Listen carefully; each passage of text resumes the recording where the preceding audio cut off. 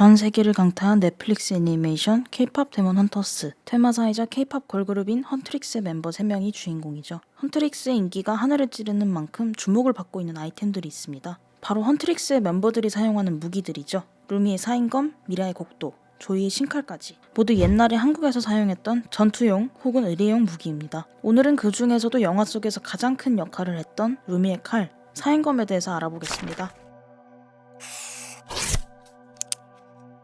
사인검의 기원은 명확하지는 않지만 1398년에 처음 제작되어 조선 왕실에서 사용하던 칼이라고 알려져 있는데요. 조선 왕실의 주요 사건들이 기록된 문헌 조선왕조실록에서 이 칼에 대한 내용을 몇 줄 찾아볼 수 있습니다. 이 기록들에 비추어 보면 사인검은 재앙과 사기를 물리치는 데 사용한 검인 것 같습니다. 그런데 사인검이 어떻게 그렇게 특별한 힘을 지니고 있다는 걸까요? 힌트는 사인검의 이름에 있습니다. 사인검의 뜻은 4개의 호랑이가 깃든 검인데요. 그럼 언뜻 이렇게 생각해 볼 수 있겠죠? 호랑이는 예로부터 산중의 왕 또는 백수의 왕이라고 불렸으니 이 검에 호랑이 4마리의 기운이 담겼다는 건가? 정답은 X입니다. 한국을 비롯한 동아시아는 전통적으로 12지신이라고 부르는 12마리의 동물에 빗대어 시간을 세고 방향을 나누었는데요. 이에 따라 12년에 한 번씩 호랑이의 해, 호랑이의 월, 호랑이의 일, 호랑이의 시간이 겹치는 날이 생깁니다. 바로 이때 만드는 검을 사인검이라고 하는 거죠. 그럼 왜 하필 호랑이가 4번 겹치는 때여야 했을까요? 그건 도교의 영향 때문인데요. 도교는 중국 춘추 시대의 사상과 노자의 사상에 음양 오행설과 신선 사상 등이 결합된 중국 전통 종교입니다. 이 도교가 고려 시대를 거쳐 조선 시대까지 특히 의례의 영역에서 많은 영향을 미쳤는데요. 도교의 음양 오행설에 따르면 음의 기운을 물리치기 위해서는 강한 양의 기운이 필요한데 그 양기가 가장 왕성한 때가 바로 호랑이의 시간입니다. 그래서 호랑이가 4번 겹치는 날에 검을 만들면 그 검에 양기가 가득 깃들어서 재앙과 사귀를 물리칠 수 있는 힘을 얻게 된다는 거죠. 호랑이의 시간은 새벽 3시에서 5시 사이인데요. 그 2시간 안에 이렇게 멋진 사인검을 만들 수 있었을까요? 일반적으로 칼을 만드는 과정은 이렇습니다.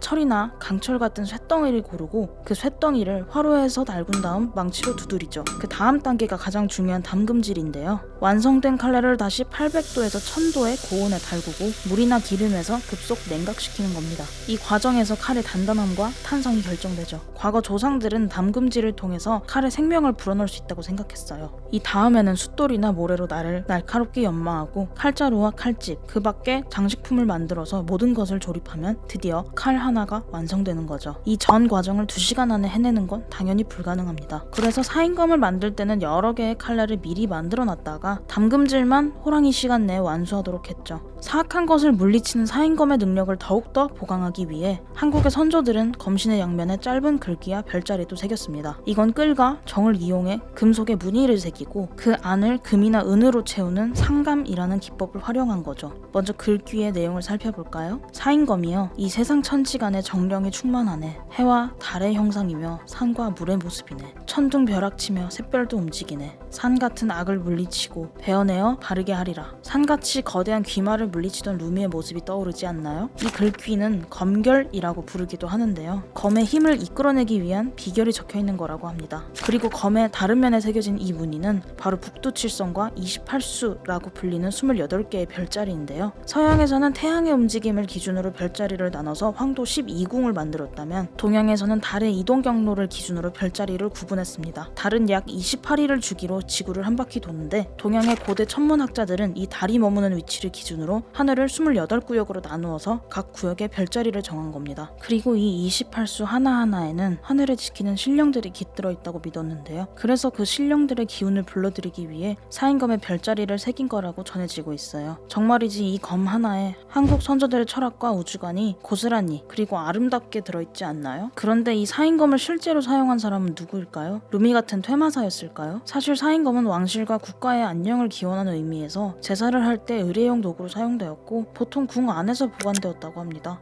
그리고 종종 나라에 큰 공을 세운 공신들에게 하사되기도 했는데요. 어떤 사인검들은 실제로 전투에 활용할 수 있도록 검신을 더 가늘고 날카롭게 만들었고 이걸 사인 참사검이라고 불렀다고 해요. 하지만 그 귀한 칼을 진짜 전투에서 쓰진 않겠죠? 보통은 신분을 나타내는 의장 용도로 사용했다고 합니다. K-POP 데몬 헌터스에서처럼 무당 혹은 테마사가 사용하는 도구는 아니었던 거죠. 한국에서는 지금도 이 사인검을 제작하고 사용하는 사람들이 있는데요. 사인검을 제작하는 한 장인에 따르면 집안에 우환이 있는 사람들, 꿈자 술자리가 사나운 사람들이 이 사인검을 찾는다고 합니다. 그러면 이 사인검의 가치 어느 정도나 할까요? 한국에는 TV쇼 진품 명품이라는 아주 오래된 고미술품 감정 프로그램이 있어요. 이 프로그램에서 많은 사람들이 자기 집에 보관하고 있던 물건을 가지고 나와서 그 물건의 정체와 진가를 확인받는데요. 지난 2017년에는 이 방송 프로그램에 한국의 유명한 대학인 연세대학교를 세운 미국의 선교사 호레스 언더우드 박사의 증손자 피터 언더우드 박사가 나와서 집안에 보관하고 있던 사인 참사검을